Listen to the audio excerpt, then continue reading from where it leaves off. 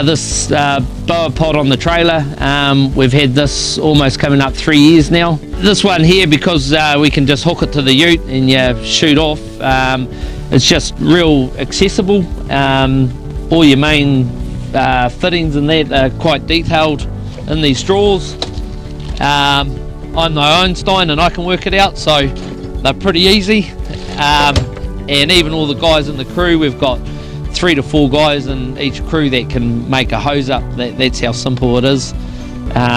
So with the press here, everything's on a pull out, so you can get to it easy, get the hose in and out.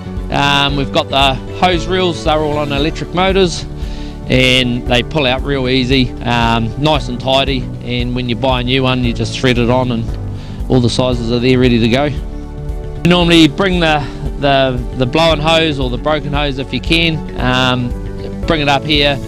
There's a range of different hose sizes that we select from to get the right size, and then you just come in here and your charts that they've got are actually quite simple to read, and you just go off your chart, go in here, everything's in here and it's all detailed, it's all numbered with the codes and with what's up on the sheet there for your crimps and your sizes.